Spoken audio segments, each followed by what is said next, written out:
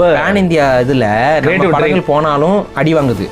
ரெண்டாவது வந்து இந்த பிதிக்கிட்டான், நசுக்கிட்டான், உருக்கிட்டான், இதே கான்செப்ட் திரும்ப திரும்ப திரும்ப திரும்ப. பட் நான் உங்களை திரை விமர்சகராக மாற்றுறதுக்குலாம் முயற்சிக்கலைங்க. நீங்கள் ஆனால் பைசன் படம் பார்த்துட்டு உங்களோட கருத்தை வந்து சொல்லுங்கள், உங்களோட பார்வையை நீங்கள் சொல்லுங்கள். நசுக்கிட்டான் பிதிக்கிட்டான் அப்படின்னு பைசனை கொண்டு வந்துட்டீங்க. இல்லை இதில் வந்து ஒரு பார்க்குறேன் வித்தியாசமான ஒரு பார்வை இருக்குது. அதனால பட் பார்த்துட்டு தான் நம்ம சொல்ல முடியும். ஏன்னா அதுலேயுமே வந்து அதில் வர கருணாநிதி கட் அவுட்டுக்கலாம் சாதிய ரீதியான சில முன்னாள் கட்ட பஞ்சாயத்து நபர்களை வந்து மறைமுகமாக அதில் குளோரிஃபை பண்ணுறாங்களா இல்லை என்ன பண்ணியிருக்காங்கன்னு தெரியல. நீங்கள் பார்த்துட்டு நான் வந்து கண்டிப்பாக நான் பதிவு பண்றேன்.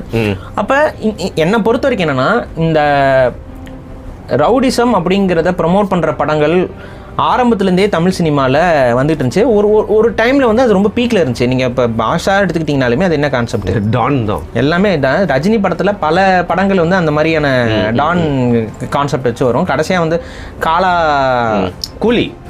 கூலியும் அதுதான், காலா கபாலி எல்லாமே இதே கான்செப்ட் தான்.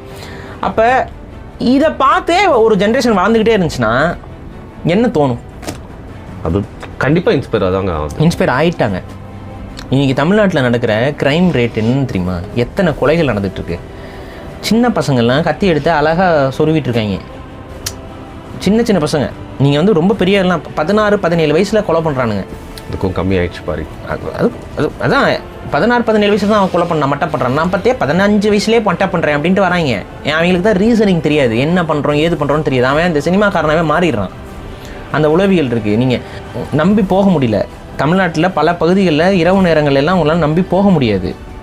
இந்த மாதிரி கேங்ஸ்டரிசம் வந்து அங்கங்கே ஃபார்ம் ஆகிருக்கு. இன்னும் நம்மளால் இப்போ நீங்கள் பதிவு செய்யப்படுற பேசப்படுற வழக்குகளையே நம்ம நிறையா பேசிக்கிட்டு இருக்கிறோம். அது போக இந்த சமூகத்தில் என்னென்ன க்ரைம்லாம் வந்து அன்ரிப்போர்ட்டடாக போய்கிட்டு இருக்குங்கிறது நம்ம யோசிச்சு பார்த்துருக்கோமா? எத்தனை ரேப்பு, எத்தனை மர்ட்ரு, எத்தனை நீங்கள் மிஸ்டு கேஸு இதெல்லாம் பார்ப்பீங்கல்ல. மிஸ்டு கேஸில் சொல்ல முடியாதுங்க.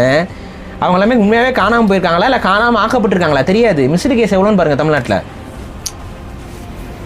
உடம்பு கிடைச்சா மர்ட்ரு, உடம்பு கிடைக்கல வரைக்கும் மிஸ்ஸிங் கேஸ் தான்.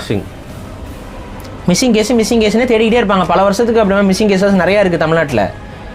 இதெல்லாம் நீங்கள் இப்போ இந்த வட சென்னை பகுதி இதிலெல்லாம் நீங்கள் பேசுனீங்க அப்படின்னா அங்கே பதிவாக இருக்கக்கூடிய வழக்குகள், வெட்டுக்குத்து வழக்குகள், துப்பாக்கி சூடு வழக்குகள், ஆயுத கடத்தல் வழக்குகள், போதைப்பொருள் கடத்தல் வழக்குகள், இதெல்லாத்தையும் நீங்கள் கணக்கெடுத்து பார்த்தீங்கன்னா தமிழ்நாடு வந்து ஒரு டிசாஸ்டர், ஒரு பெரிய ஆபத்தை நோக்கி போய்கிட்டு இருக்குது.